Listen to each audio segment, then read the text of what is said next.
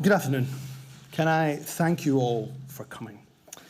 Last week, I stood here to announce the ending of the cooperation agreement between the SNP and the Greens, the Butte House Agreement, and that the SNP would seek to govern as a minority government.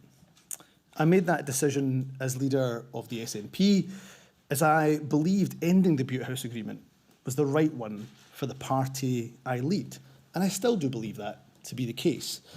But most importantly, I believe it was the right decision for the country. My hope was to continue working with the Greens in a less formal arrangement as the SNP moved into a new phase of minority government. Unfortunately, in ending the Butte House Agreement in the manner that I did, I clearly underestimated the level of hurt and upset that caused Green colleagues. For a minority government to be able to govern effectively and efficiently, trust when working with the opposition is clearly fundamental.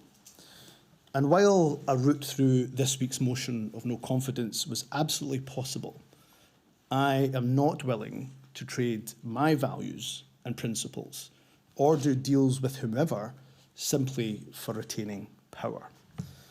Therefore, after spending the weekend reflecting on what is best for my party, for the government, and for the country I lead, I've concluded that repairing our relationship across the political divide can only be done with someone else at the helm.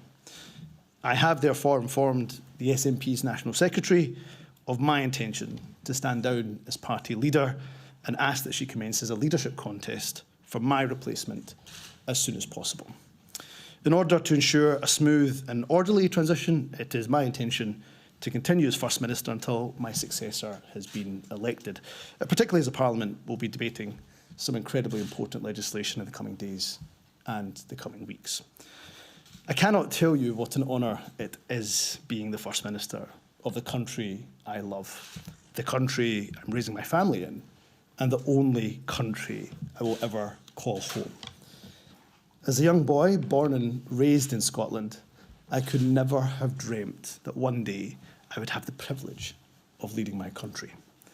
People who looked like me were not in positions of political influence, let alone leading governments, when I was younger.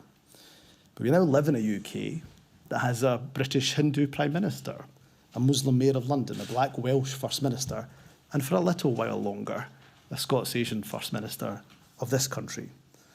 So for those who decry that multiculturalism has failed across the UK, I would suggest that the evidence is quite to the contrary, and that is something we should all celebrate. I've had the honour of serving in government for almost 12 years in a variety of roles. Whatever position I held during my time in politics, I've always been guided by my values. As First Minister, I'm incredibly proud to have a fair tax system, the most progressive in the UK, where those who earn the most contribute the most. And it will always be my core belief that in a country as rich as ours, wealth must be far more evenly distributed. I've no doubt at all that whoever takes over from me will continue the Scottish Government's drive to reduce child poverty. I'm proud that through our actions, an estimated 100,000 children are expected to be lifted out of poverty this year. I also hope that as a country, we can be really proud of the strides that we have made to tackle inequality, prejudice, and discrimination. But let's also acknowledge that far too often in our country, hatred continues to rear its ugly head. In a world where every issue seems to descend into a toxic culture war, it is often the most marginalised in our society who bear the brunt. As politicians of all political parties, we're privileged to have a platform. Each and every one of us must resist the temptation of populism at the expense of minorities, particularly in a general election year. I've often said that as a minority myself, my rights don't exist in a vacuum. They're only protected because the rights of everyone are protected.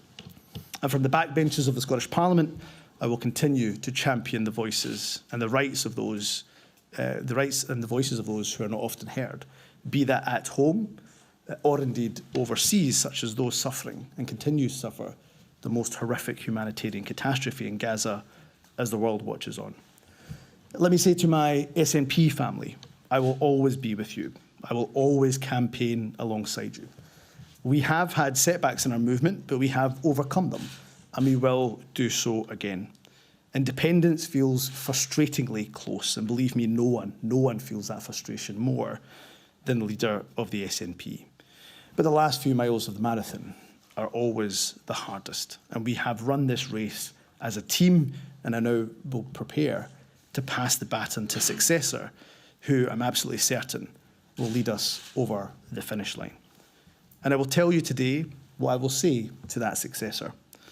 First Ministers get to meet countless inspirational people in communities across Scotland, working to make life better for those around them. First Ministers get to see firsthand many of the exciting businesses and industries that will power Scotland's future. And whenever First Ministers set foot beyond Scotland's shores, no matter where they go, in Europe or across the world, they encounter friends and admirers of our nation. If only every person in Scotland could be afforded the opportunity of being First Minister for just one day. On the very next day, is my belief that they would vote for independence with both their head and their heart.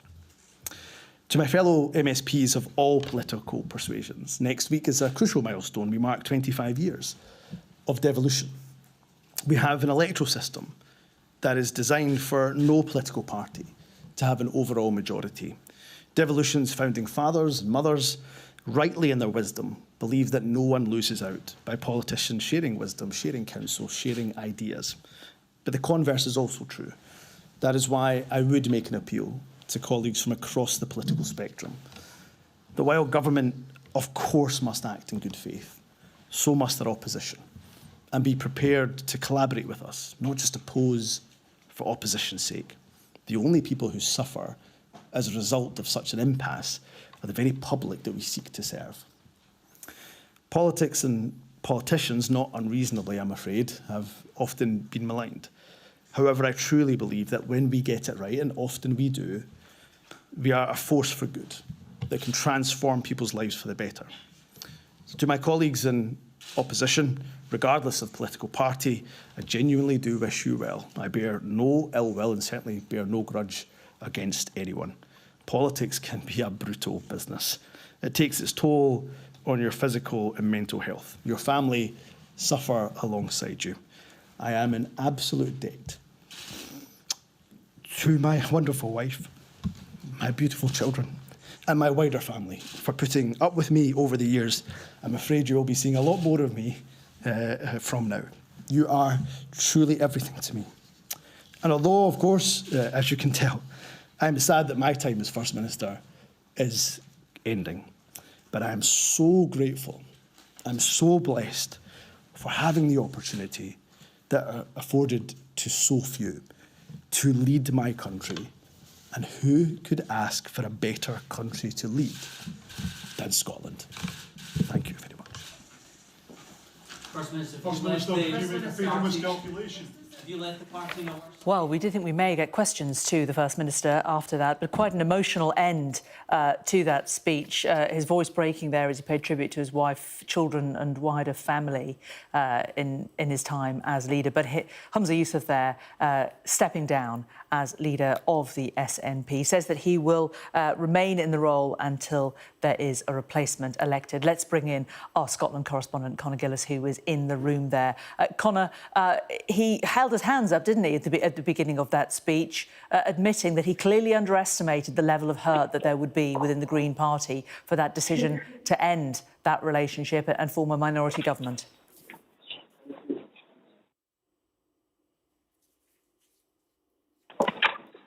Not sure Conor can hear me there, I'm afraid, but let me just remind you what Humza Yousaf said in that speech. As I said there, held up his hands that perhaps it wasn't possibly the best decision. He said, I clearly underestimated the level of hurt within the Green Party. Trust is fundamental, but he said he was not willing to compromise his values or his principles, that repairing any relationship can only be done, he said, with someone else at the helm. He also, though, talked about his journey to get there and how he grew up in this country that he loves. He referred to it at the end as well as the best country it's possible to lead. Said people who looked like me were not in positions of governance, he said, when he was growing up as a child, and celebrated diversity as well. Also, a nod to the future of independence from Scotland, saying that the last few miles of the marathon are the hardest that he's passing the baton on. He said he was confident that his successor will take him over the finishing line. Well, let's now try and return to our Scotland correspondent, Conor Gillis, who is down there. And Conor, as I was saying just a short while ago, at the very beginning of that speech, he perhaps acknowledged that it had been an error on his part. He said he clearly understood the level of hurt within the Green Party about the decision he made last week.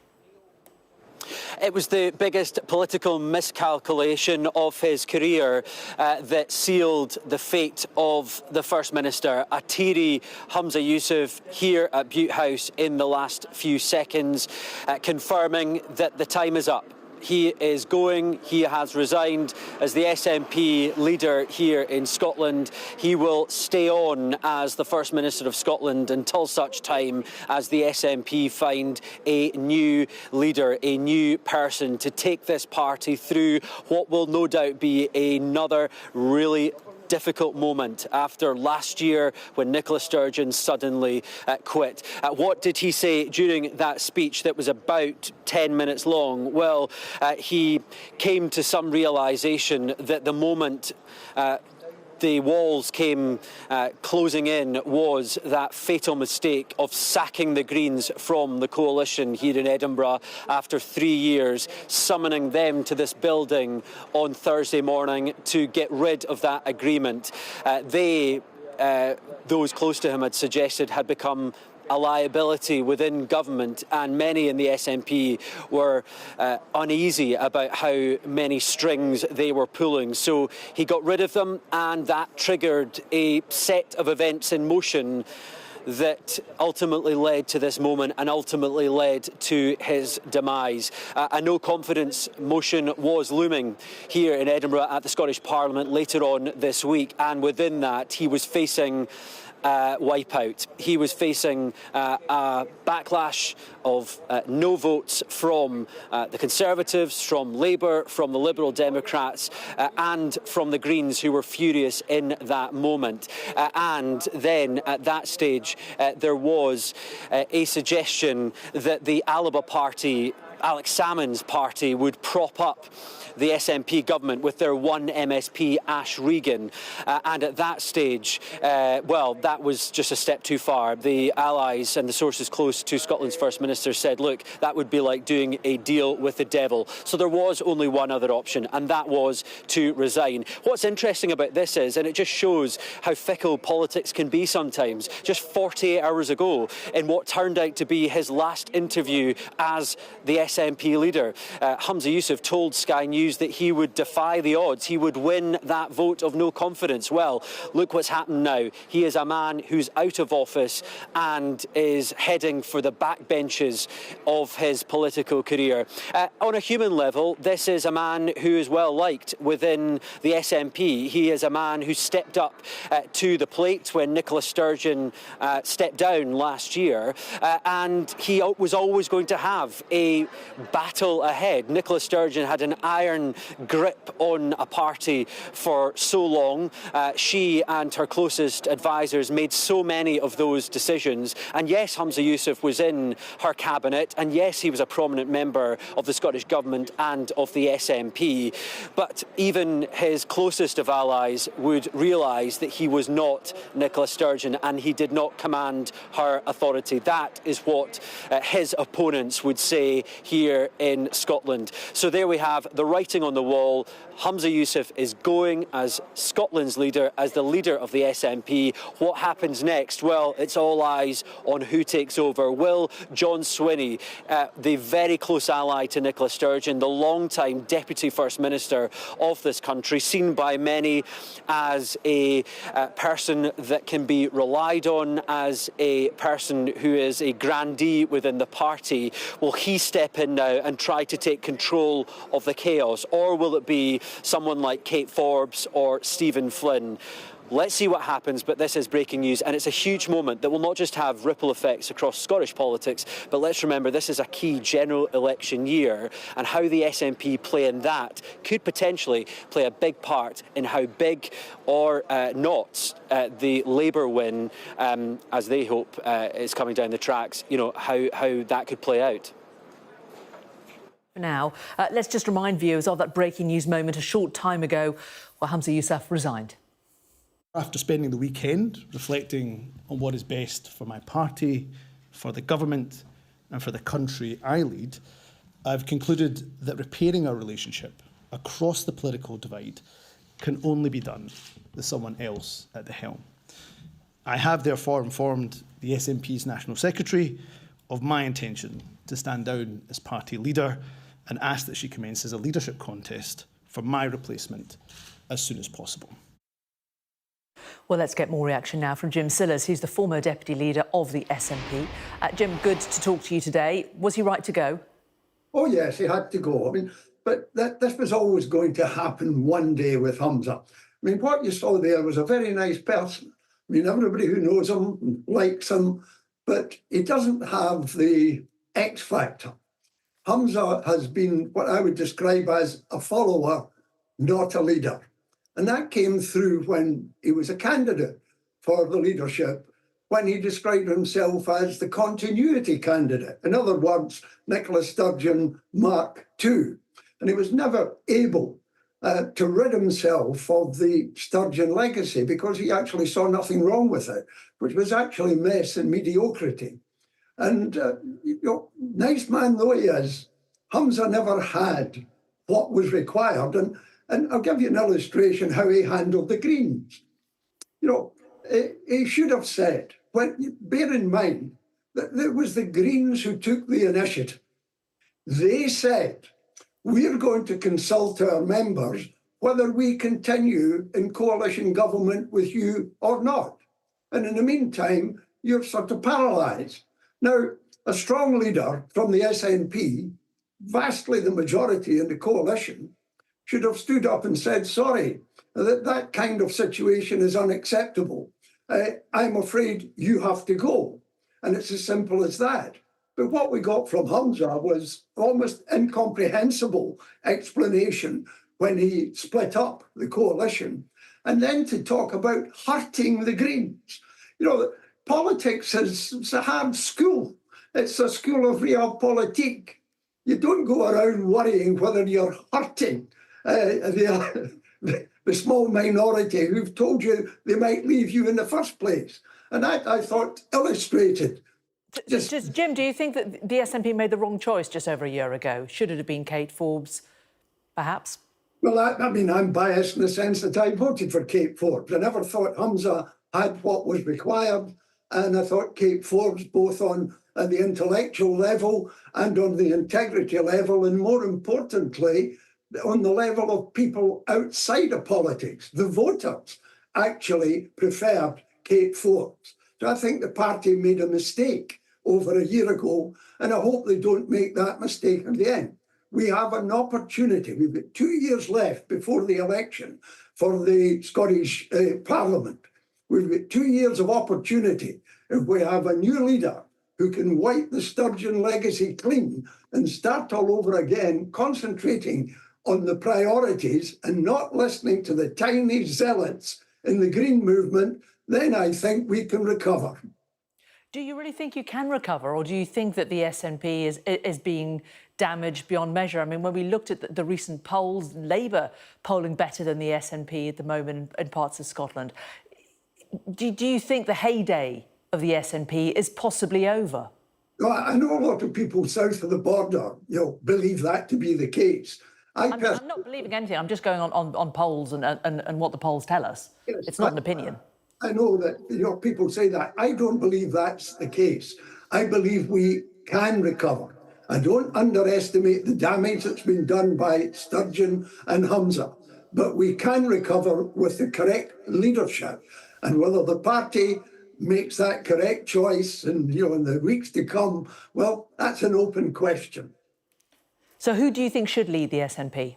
Oh, I think Kate Forbes is the outstanding candidate. I mean, Do you think she wants to do it now? I don't know. I mean, I don't go canvassing Kate Forbes. You ask my opinion, that's my opinion. I know the others that they're talking about, and one who certainly should not be mentioned is John Swinney. John Swinney's already been leader of the SNP and was a failure in the leadership. He's another person who's very good at number 2, but never a number 1. Well, I think we're hoping to hear from John Swinney at some point in the next hour, so hopefully we'll get some kind of answer about that. Jim Sillars, former Deputy Leader of the SNP, really good to talk to you. Thank you so much for joining us on Sky. Well, let's get reaction from south of the border, from Westminster. Our Deputy Political Editor, Sam Coates, joins me now. This is a mess for the SNP, isn't it, Sam? But as Jim Sillars said, it's also a possibility, 2 years out of a Scottish election, for them to reset, for them to regroup and take the party forward. That's right. I think there are 2 questions from a Westminster perspective that everyone's trying to get their head around at the moment. The first one is a sort of more imminent one. And in his departing press conference, Humza Yousaf sort of intimated that he would hand over in time to another First Minister who would perhaps better be able to negotiate the SNP's way through the rest of the Parliament. But the truth is, in order to do that, they've got to have the numbers to do that. The SNP are a minority administration. There is a nationalist majority in the Scottish Parliament, but can they keep that Parliament going? Can they fend off an election in the Scottish Parliament, or is that potentially still an outcome on the table after his departure? So in the short term, I think all the political parties in Westminster are trying to work out, as they are on general election footing, whether or not they're going to have to be on Scottish election footing at the same time. Clearly, it's Humza Yousaf's intention that that's not the case, but let's see what happens when it comes to the Scottish parliamentary numbers. And then I think more generally, you have just the spectacle of yet more SNP chaos from the governing party north of the border. That will, in the first instance, potentially benefit Keir Starmer. You have, of course, only had Humza Yousaf in post for 13 months. Relatively young, relatively experienced, never really found his footing as the First Minister, I think some would argue, as the First Minister of Scotland. And, you know, the question for Labour is, can they use this turmoil in order to claw back some of the votes that they lost really over the last decade or so? Labour support kind of all but crumbling before and after the 2014 Scottish independence referendum that caused the kind of there's a profound shift in favour of the SNP despite that referendum 55-45 coming out against Scotland voting for independence. So are there bigger wins in the medium term for UK-wide politics? Is it good for the Union? Is it good for the Labour Party and in some parts of Scotland, the Tories, where they're the principal opponent of the SNP? I think all of that will come out in the wash. But right now, I just think we have a moment of constitutional uncertainty. Will this kind of Scottish Parliament, as currently elected, be able to continue under who, and what does it make up look like? Sam, thanks very much. We'll touch on that constitutional uncertainty in a moment. We're going to go back to Connor. But first, let's take you through some of the runners and the riders in contention to replace Humza Yousaf himself. We spoke just a short while ago with Jim Sillars about Kate Forbes. She is the former Scottish Finance and Economy Secretary, and she finished runner-up to Humza Yousaf in last year's leadership contest. Stephen Flynn is currently SNP leader in Westminster. He's an MP, doesn't have a seat in the Scottish Parliament, which could prove to be something of a major stumbling block for him, although there may be a way around that. Neil Gray is the Scottish Health and Social Care Secretary, close ally of Humza Yousaf. He ditched his Westminster seat to become an MSP back in 2021. Jenny Gilruth, she's the Scottish Education Secretary, seen as a safe pair of hands in SNP circles, having held several junior ministerial positions under the former First Minister, Nicola Sturgeon. And then there's Shona Robinson, the Deputy First Minister of Scotland. Although she's second in command in the government, she doesn't hold the same post in the SNP. Could seen as someone being too close to Humza Yousaf, which could potentially hinder her chances. And we also talked about him in the last while, John Swinney, a veteran of the party. He served as former First Minister and Deputy First Minister of Scotland. He may take over as caretaker First Minister in the interim. He previously publicly stated his intention to step back from front-line politics, so may not be that keen. Our Scotland correspondent Conor Gillis is in Edinburgh for us. So, Conor, those are the runners and riders. Constitutionally, what happens next? Just talk us through the choreography of the next few days and weeks. Yeah, well, it was telling, I think, to say the least, that First Minister Humza Yousaf did not take any questions. That stands in stark contrast to little over a year ago when Nicola Sturgeon was on the same podium saying the same thing, that she was resigning as the SNP leader. Look, Humza Yousaf was clearly upset. This is clearly not a position that he wanted to be in.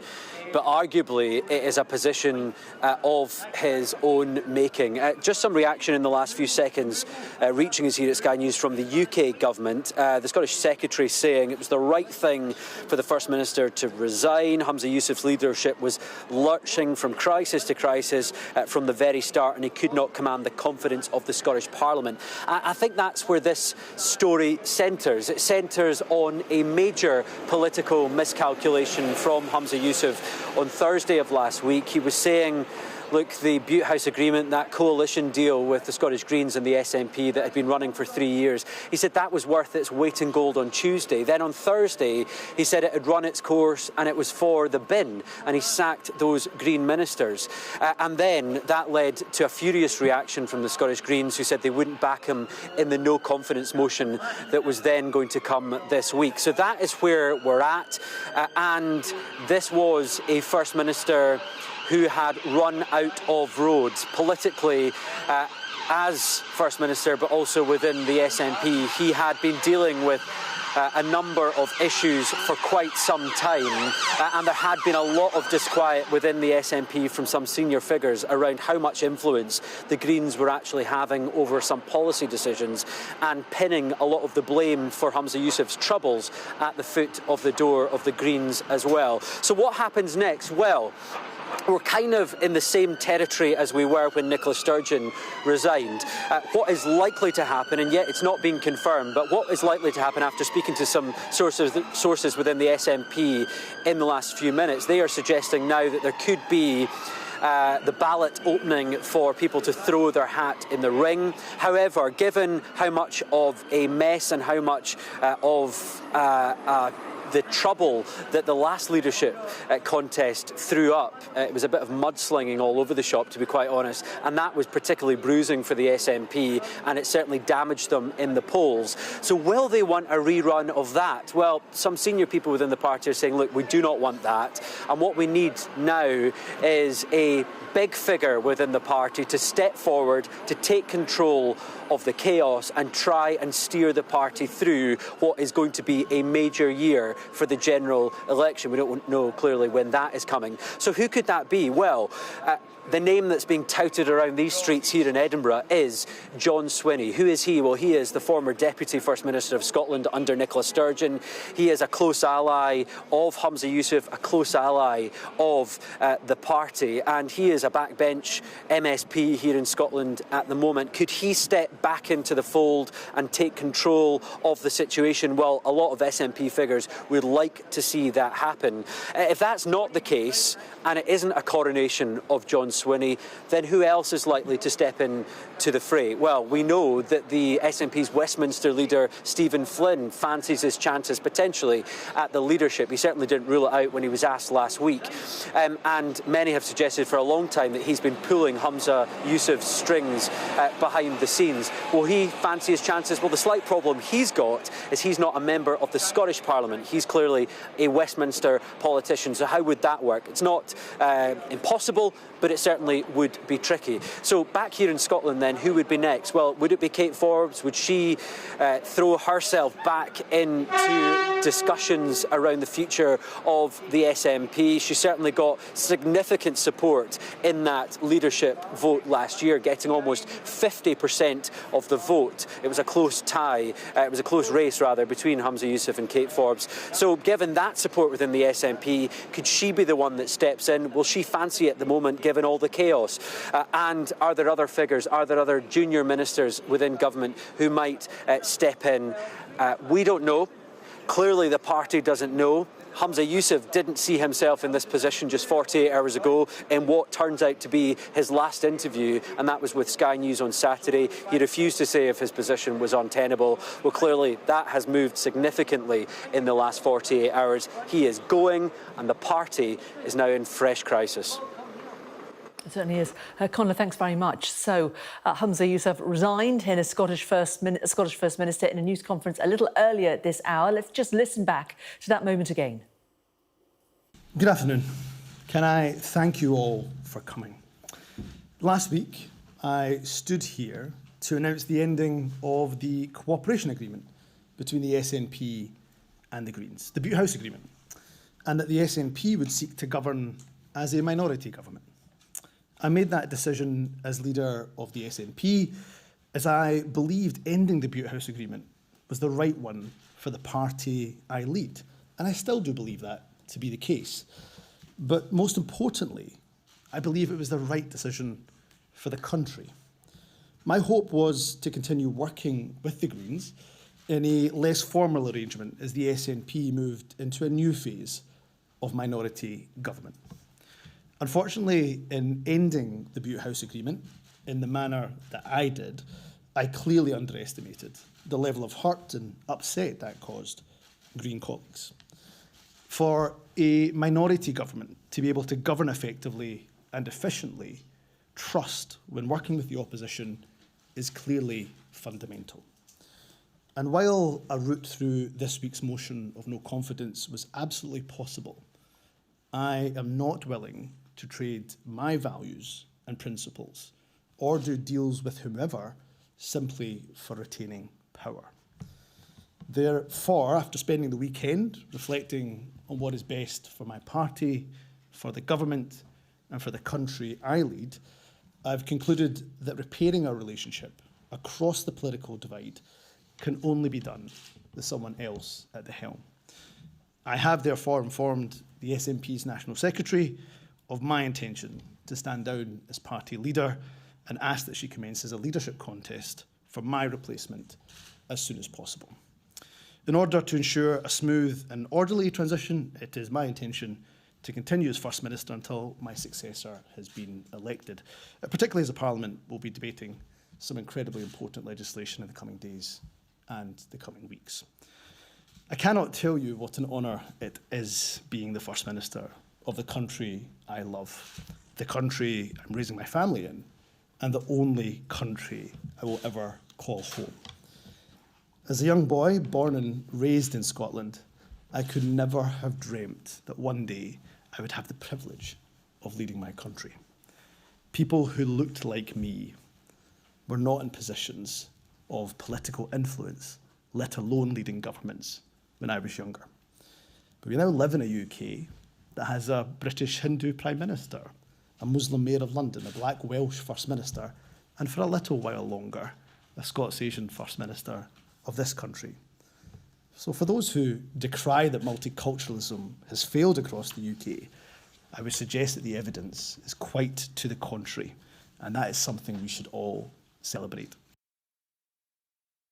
Humza Yousaf a short time ago, while Ash Regan, who is the only member of the Scottish Parliament for Alex Salmond's pro-independence Alba party, has said it's bizarre that Humza Yousaf had to step down as First Minister rather than working with her to survive a potential no-confidence vote.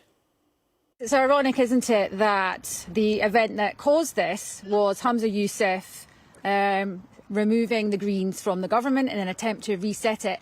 And really that was a move that I would say would be warmly welcomed across Scotland, a move away from the Green policy agenda. It is bizarre, though, that there are forces within Humza Yousaf's party that would rather see him resign than work with a party like ALBA to progress independence. Well, we stand ready to work with whoever goes in to become the SNP leader and who eventually becomes the First Minister. Listen, I have shown that I am willing to put forward sensible and moderate proposals. My door is open. I want us to move forward into a type of parliament, into a type of government where we are really seriously engaging with the issues across Scotland. We are moving towards a position where we are putting forward moderate legislation. You know, we're addressing the priorities that the people have. There's an opportunity here to do that. It was a short time ago. Well, I'm joined now by Alistair Grant, who's political editor at The Scotsman. Good to talk to you today. Going forward, do you think the SNP can govern as a minority? I think it's going to be extremely difficult for them going forward. I mean, obviously, Humza Yousaf today essentially seeing that the writing was on the wall for him personally. He was kind of facing an impossible situation. Obviously, the Green Party had made it quite clear they had no confidence in him as First Minister, and he had decided that he couldn't do a deal with the ALBA Party, with Ash Regan, who we just heard from there. That would have been unpalatable to sections of the SNP who where Alex Salmond remains deeply unpopular. It also wouldn't have given him that majority that he needed to pass legislation going forward. It would have saved him in the short term when it comes to that no confidence vote, but it wouldn't have given him enough of a majority to get things done. He would have still been relying on MSPs from other political parties. And I think going forward, the next SNP leader, if someone else can come forward, they might put someone forward who can gain the support of the Greens. Some people mention figures like Neil Gray, the current Health Secretary, or someone like Jenny Gilruth, the current Education Secretary, or even John Swinney, the former Deputy First Minister, who could come in as a kind of caretaker figure and probably would be able to get the support of the Greens. He's seen as quite close to some of those Green MSPs. So it might be looking at a situation like that. I think if it's a figure like Kate Forbes, she's often mentioned when it comes to the SNP leadership, I think there'd be a difficulty there because I think she wouldn't be able to get the support of the Green Party, probably. She'd be looking at maybe having to get the support of the ALBA Party and would face that same problem that Humza Yousaf potentially faced with not having enough of a majority to pass legislation without getting the support of MSPs from other political parties. And of course, in some ways, that's how minority government works. That's how it's always worked in Scotland when we've had minority governments in the past.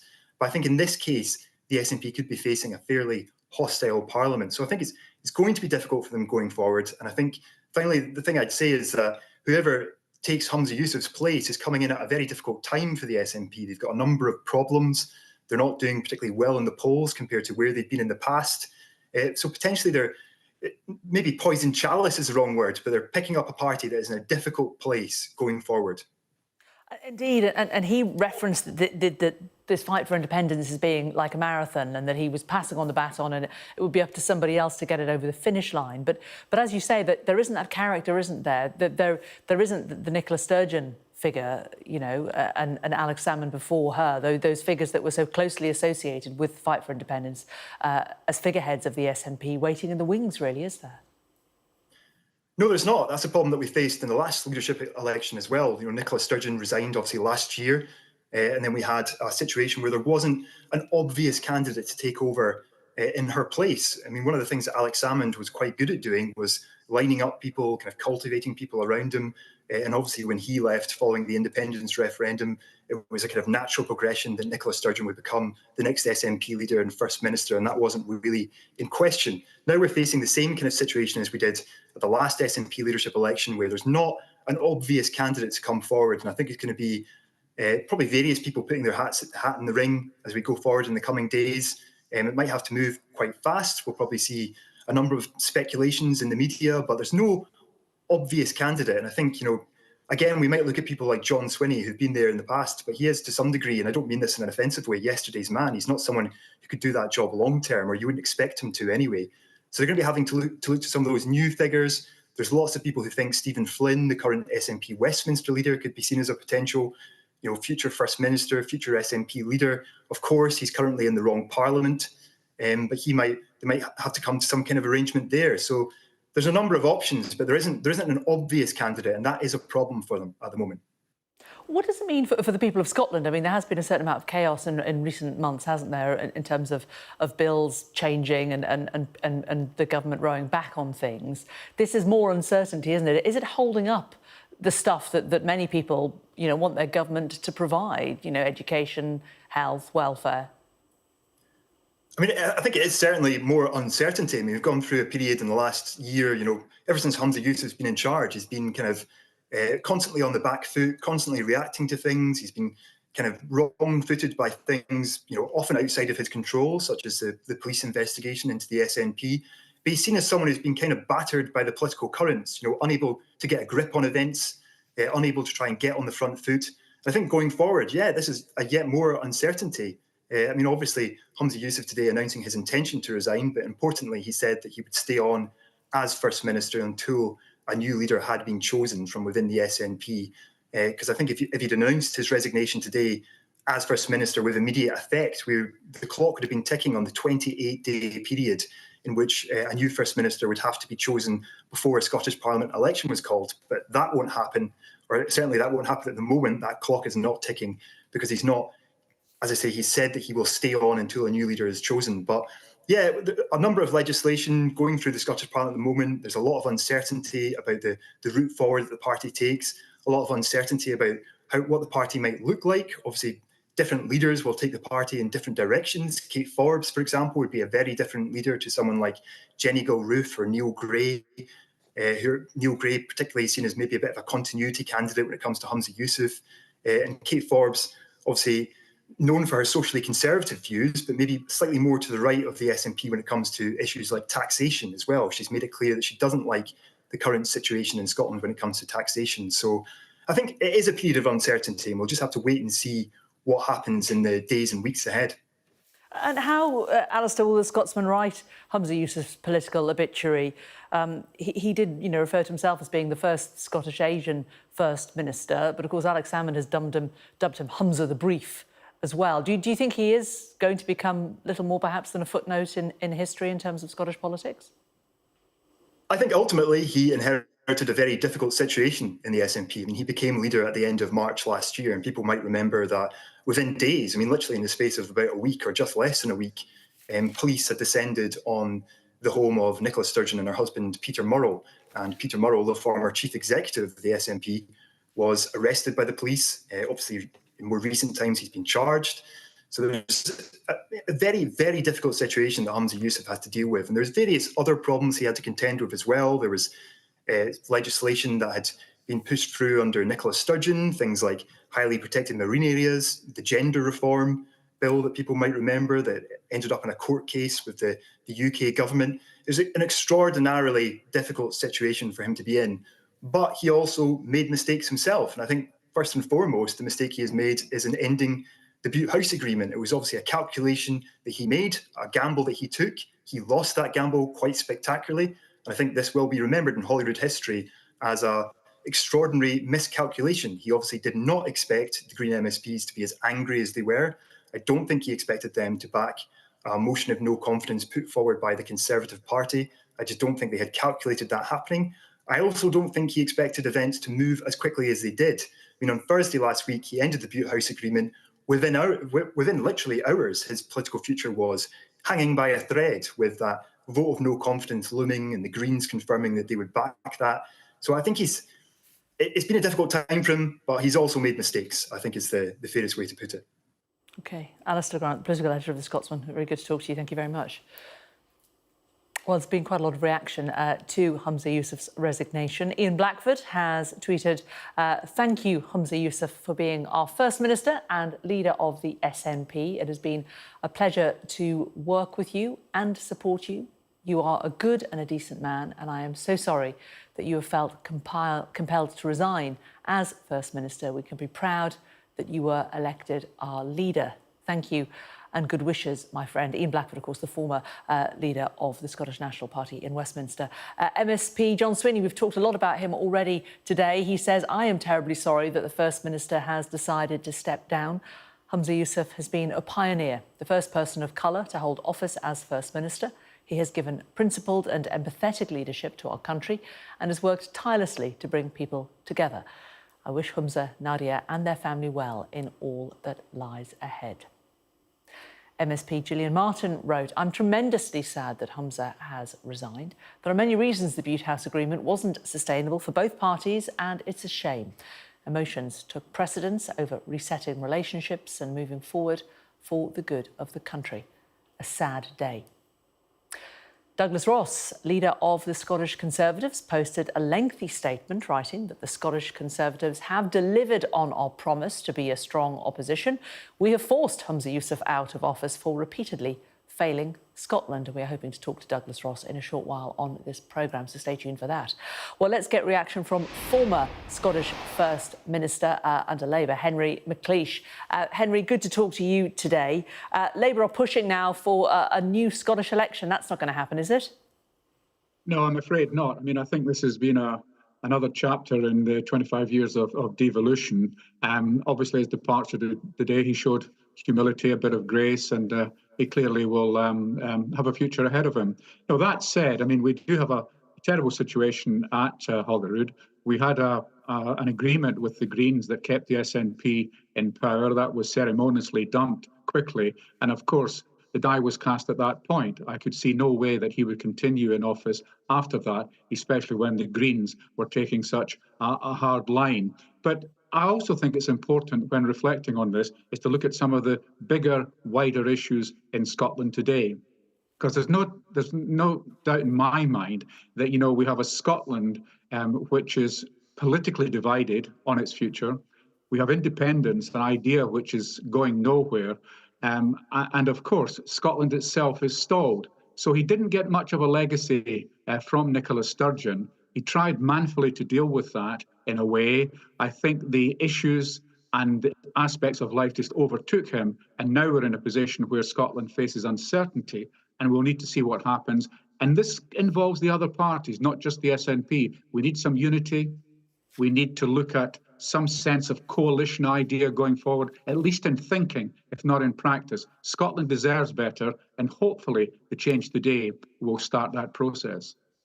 Well, he referred to that in his speech, didn't he? You know, with the fact that you're marking 25 years of devolution coming up, saying that the government must act in good faith, and so must the opposition. But, you know, looking at the reaction that we're seeing from the Conservatives, you know, gleefully sort of rubbing their hands, really, do you think that the opposition at the moment within the Scottish government are prepared to work together? Well, I think for the interests of Scotland, I think we may have to look at politics in a different way. When I was taking the legislation through the House of Commons in 97, 98, there was a hope that we'd have a new politics in Scotland, which would be less tribal and, you know, acknowledge that people were political opponents, not political enemies. Now, in the immediate reaction of the Conservative leader, I think he's got to show a bit of humility. You know, this politics is a rough trade. It can be an ugly business. But what Scotland demands, I think, just now, is for all the parties to put Scotland first and their individual aspirations second. And this was the great problem with the Sturgeon legacy. For 10 years, she had obsessed with independence. It wasn't gaining any ground. The dial wasn't shifting. This was a position inherited by Humza. And we now have a position where, as I've said, there's division, there's a lack of unity. And what Scotland needs is a focus on some of the big issues: education, health, transport, economic strategy, getting some legitimate climate aspirations underway. That's a big agenda. And one of the problems with the SNP and the Greens, they became obsessed with independence, obsessed with gender, and of course, obsessed with climate. Now, these are important issues, but the priority at the present time is for a new parliament to be established, a new leader to be installed, and some of the big priorities of Scotland to be embraced so we can move forward. Where do you think the fight for independence really is? Do you think it's ever going to happen?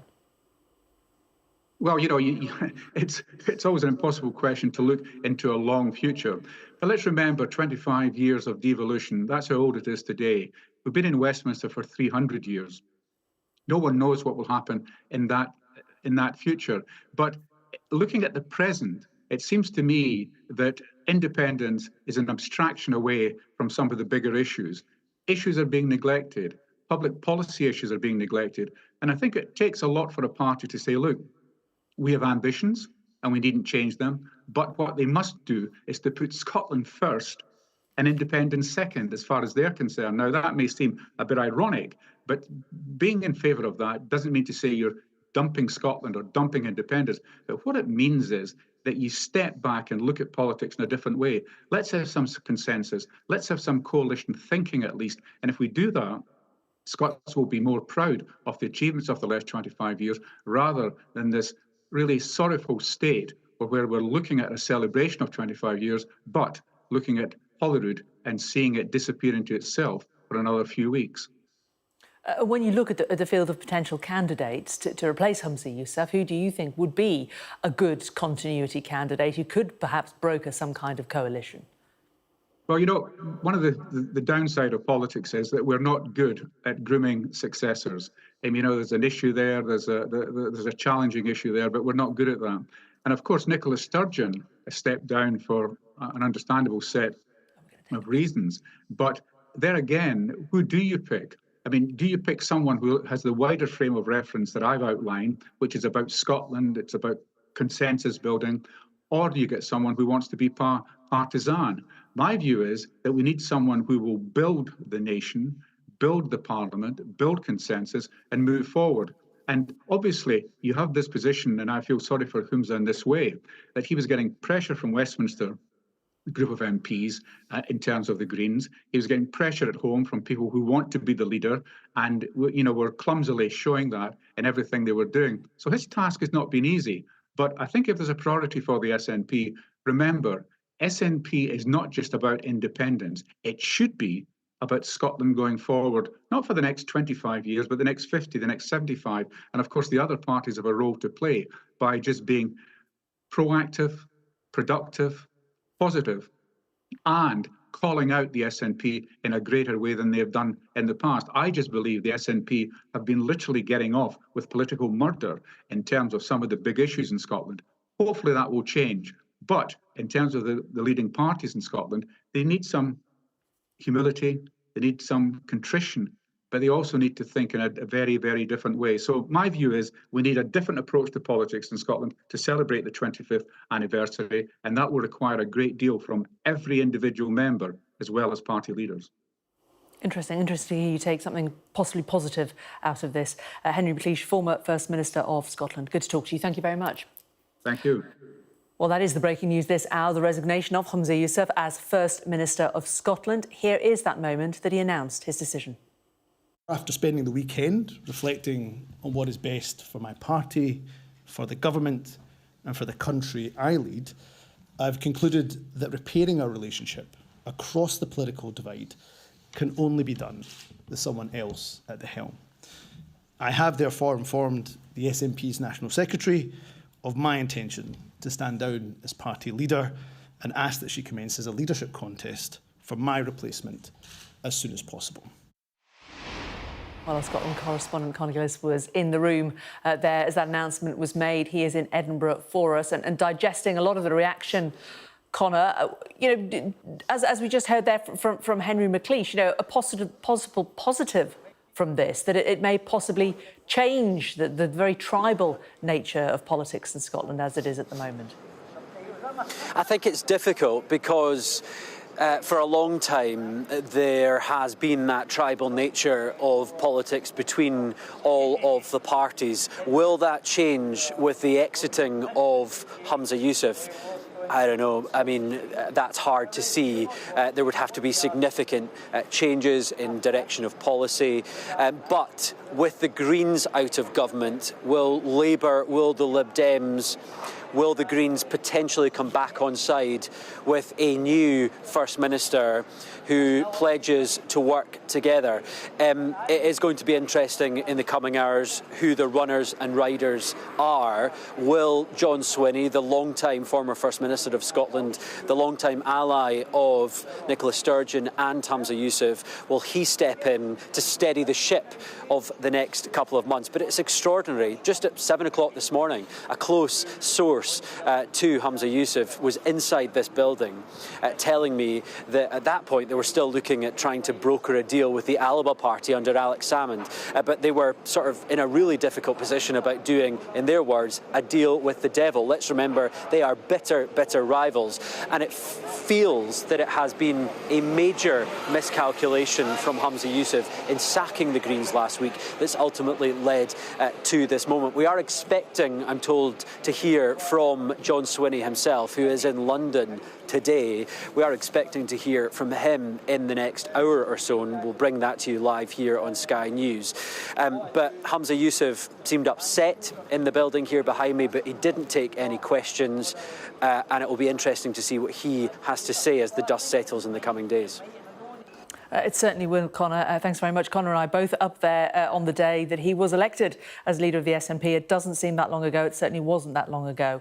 It'd be very interesting to see what his legacy may well be. Conor, thanks so much for the time being. You're watching Sky News today. Coming up, we will get more reaction to Humza Yousaf's resignation, both from Scotland and also down here in Westminster. Stay with Sky News.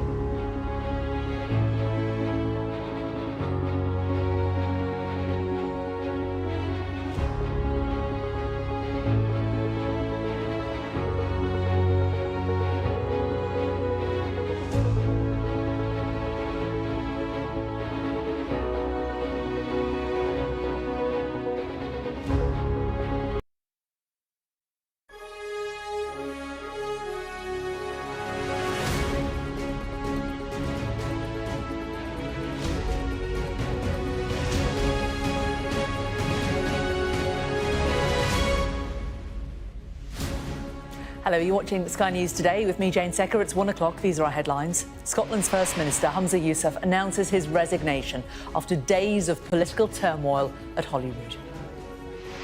Repairing our relationship across the political divide can only be done with someone else at the helm.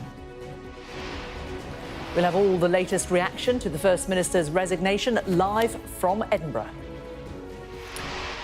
Later this hour, we're going to be hearing from the former SNP leader, John Swinney, who's facing questions over whether he's preparing to step into the breach.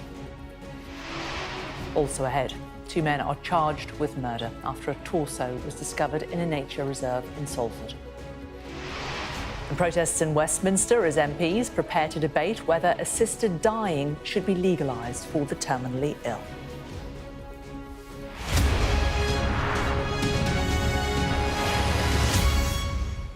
Hello, good afternoon. Thanks for joining us. Breaking news in the last hour, Humza Yousaf has announced his resignation as Scotland's First Minister and leader of the SNP. He's been fighting to save his political career after ending a power-sharing agreement with the Scottish Greens last week, which left him facing 2 votes of no confidence. In a statement, Mr Yousaf said he'd made the decision after reflecting on what was best for his party and for Scotland. Good afternoon. Can I thank you all for coming?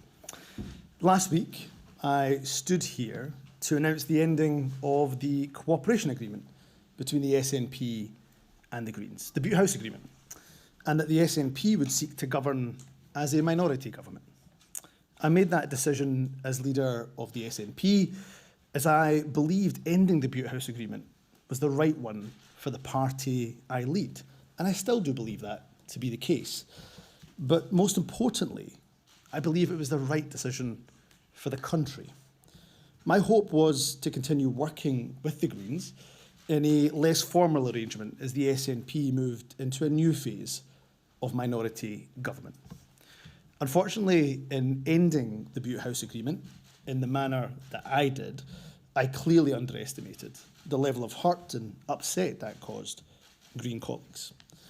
For a minority government to be able to govern effectively and efficiently, trust when working with the opposition is clearly fundamental. And while a route through this week's motion of no confidence was absolutely possible, I am not willing to trade my values and principles or do deals with whomever simply for retaining power. Therefore, after spending the weekend reflecting on what is best for my party, for the government and for the country I lead, I've concluded that repairing our relationship across the political divide can only be done with someone else at the helm. I have therefore informed the SNP's National Secretary of my intention to stand down as party leader and ask that she commences a leadership contest for my replacement as soon as possible. In order to ensure a smooth and orderly transition, it is my intention to continue as First Minister until my successor has been elected, particularly as the Parliament will be debating some incredibly important legislation in the coming days and the coming weeks.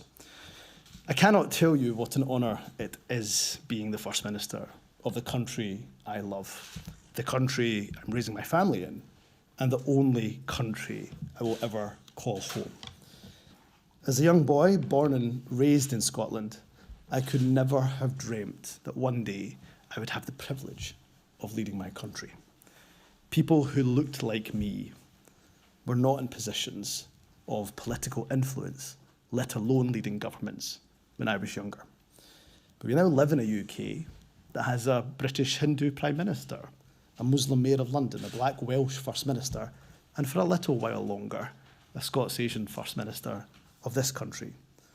So for those who decry that multiculturalism has failed across the UK, I would suggest that the evidence is quite to the contrary, and that is something we should all celebrate. Well, Ash Regan, who's the only member of the Scottish Parliament for Alex Salmond's pro-independence ALBA party, has said it's bizarre that Humza Yousaf has stepped down instead of working with her to survive the no-confidence votes. It's ironic, isn't it, that the event that caused this was Humza Yousaf removing the Greens from the government in an attempt to reset it. And really that was a move that I would say would be warmly welcomed across Scotland, a move away from the Green policy agenda.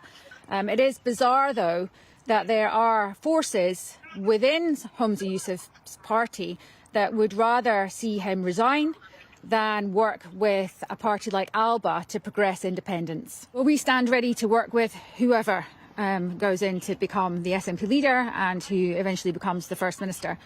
Listen, I have shown that I am willing to put forward sensible and moderate proposals. My door is open. I want us to move forward into a type of parliament, into a type of government where we are really seriously engaging with the issues across Scotland. We are moving towards a position where we are putting forward moderate legislation.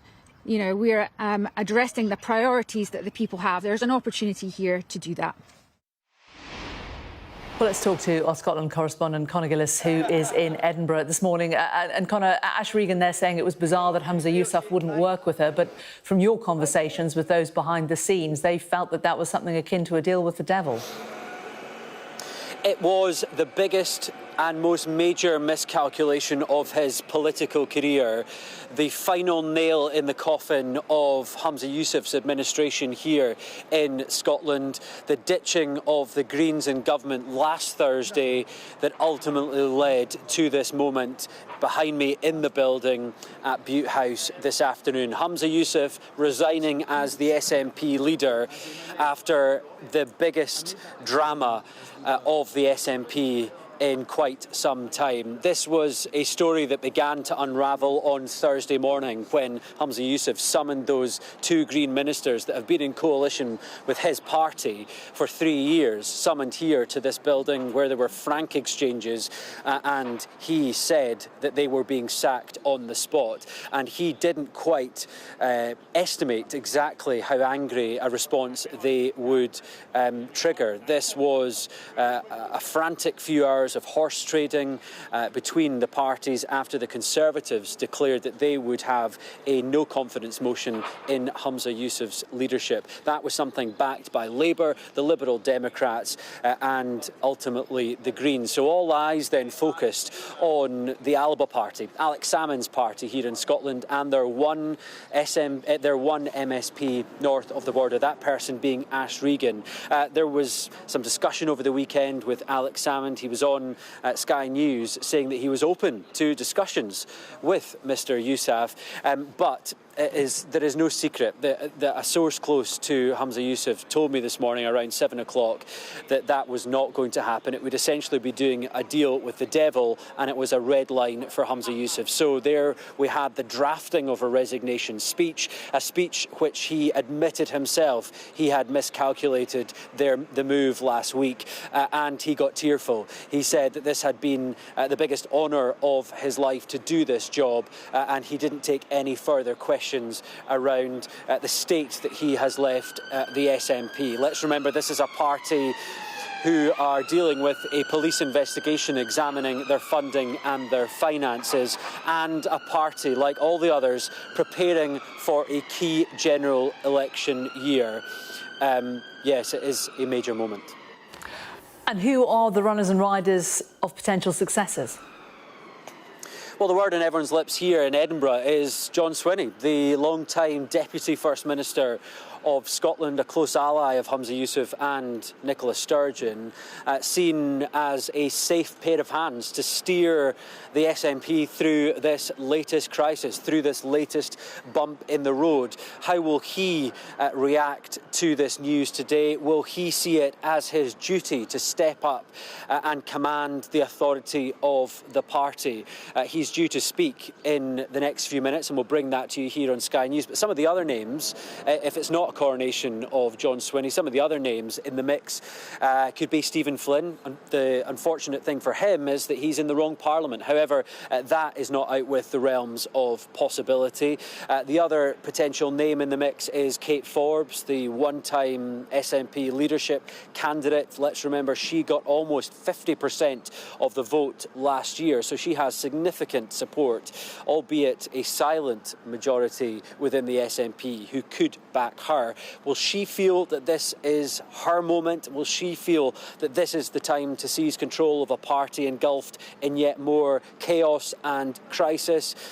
We'll see what she has to say, and there are some other junior ministers in the mix too, the full list of which you can read on the Sky News website. Conor, thanks very much. Really good to talk to you. Right, let's bring in the leader of the Scottish Conservatives, Douglas Ross, who joins me now. In the last half an hour or so, last hour or so, you've claimed it as a victory. You've said on your Twitter feed, we saw off Nicola Sturgeon and now Humza Yousaf. Now we work to remove this entire rotten SNP government from office. Do you think this is especially helpful to the dialogue and to the Scottish people going forward? Well, I think it is very clear that Humza Yousaf did not want to resign as First Minister. He told us on Thursday it was strong leadership to remove the Greens from office. He said over the weekend he would continue, but only because the Scottish Conservatives brought forward a motion of no confidence in him that united the opposition parties. He knew his future was on a knife edge, and he decided to jump before he was pushed because of the pressure that we had put on as the main opposition party in Holyrood. But it's about the tone, isn't it? What is helpful to the Scottish Government and the Scottish people right now. I spoke to former First Minister Henry McLeish a short while ago, and he said his message to the current opposition leaders like yourselves and Labour is you need to show humility. All the parties need to put Scotland first and their individual positions second.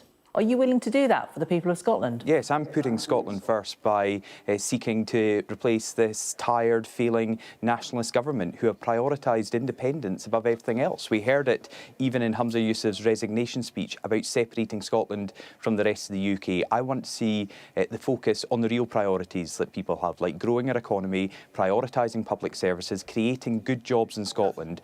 All of that has taken the back foot, has been on the back foot because Humza Yousaf and other SNP leaders have been focused on independence.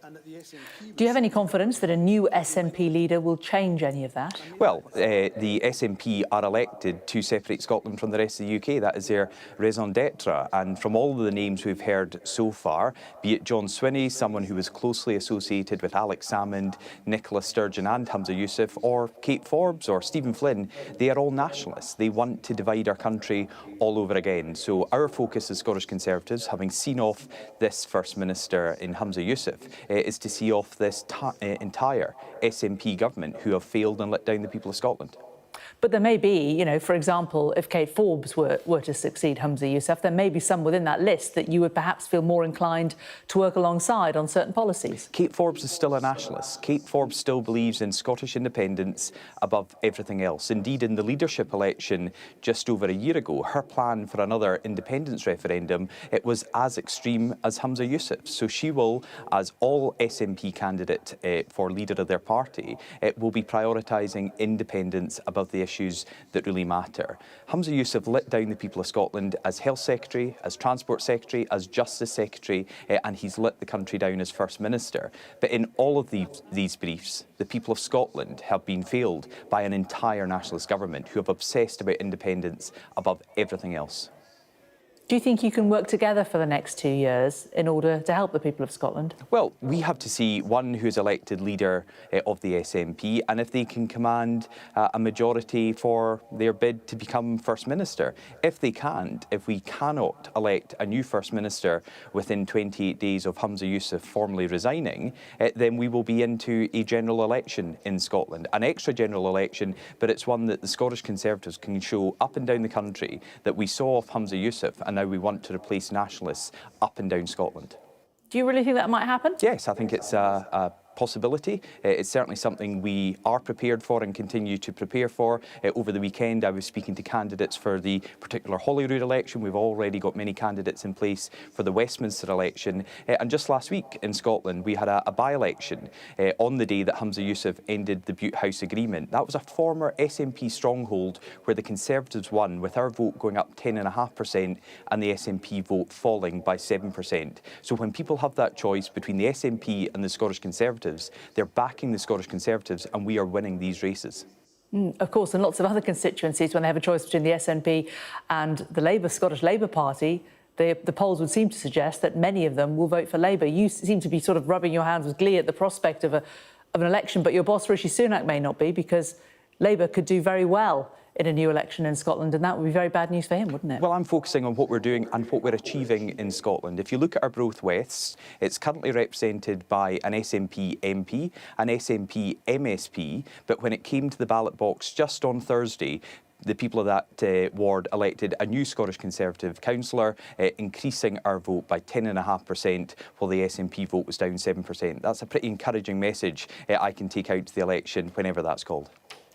Douglas Ross, leader of the Scottish Conservatives, good to talk to you. Thanks very much. Well, let's bring back in our deputy political editor, Sam Coates, who joins me now. So, Sam, enormous uncertainty for people involved in the Scottish Government and people in Scotland, but also, as we're hearing, also down in Westminster. They're going to be watching this very, very closely, aren't they? That's right. A couple of questions, one of which you were touching on with Douglas Ross just there. The question of whether or not this Scottish Parliament can continue, even if the SNP coalesce around a new figure, the SNP, a minority government, nationalists a majority in the Scottish Parliament, but can that new figure put together enough votes, enough of a bond between different parties in order to keep the confidence of more than half of the Scottish Parliament and therefore keep going without falling into a Scottish parliamentary election? That's a question that will be scrutinised very closely by the political parties down here in Westminster. They've got to work out, as they sort of gear up for a general election, whether they suddenly also need in parallel to be putting in some resources to a Scottish election as well. There are some in Labour who don't see this as an unalloyed benefit for them because, of course, Scottish Labour and Westminster Labour, Keir Starmer's Labour, do have a different emphasis on some topics to one another, and could a sudden Scottish parliamentary election highlight some of that? But I think in the bigger terms, it's a return to chaos for Scottish politics. Humza Yousaf only in post for 13 months after Nicola Sturgeon's reign came crashing down. You've got the investigation and police investigations into what happened into the SNP and financing still going on. And I think that makes Keir Starmer really quite a lucky general. He watched in many ways the collapse of the Conservative Party, his opposition force in much of England, crumble, and you can see the Tory poll rating crash. Now you've got more problems for the SNP, which has had an absolute hold on Scottish politics really since about 2008, 9, 10, particularly since that 2014 Scottish independence referendum. Now that grip seems to be loosening and will no doubt loosen yet further as a result of the chaos today. I think many in Labour will be quite happy about what they're seeing. OK, Sam, thanks very much for that. Well, let's remind you of Humza Yousaf's political journey so far. He was elected to the Scottish Parliament in 2011. His rise through the SNP ranks saw him take up senior ministerial positions, including Justice and Health Secretary. In March last year, Humza Yousaf won the SNP leadership race to succeed Nicola Sturgeon as the 6th First Minister of Scotland. A month later, his government took the UK government to court in a row about gender recognition after Holyrood's reforms were blocked by Westminster. Last week, the SNP terminated its power-sharing deal with the Scottish Greens after a bitter row over climate targets. That led to a motion of no confidence in Yousaf's leadership being brought by the Scottish Conservatives. And that has now resulted in his resignation today. Well, I spoke to Jim Sillars, former deputy leader of the SNP, who said Humza Yousaf had to go because he was always in the shadow of Nicola Sturgeon. He had to go. I mean, but this was always going to happen one day with Humza. I mean, what you saw there was a very nice person. I mean, everybody who knows him likes him, but he doesn't have the X factor. Humza has been what I would describe as a follower, not a leader. And that came through when he was a candidate for the leadership, when he described himself as the continuity candidate. In other words, Nicola Sturgeon Mark II. And he was never able to rid himself of the Sturgeon legacy because he actually saw nothing wrong with it, which was actually mess and mediocrity. And, nice man though he is, Humza never had what was required.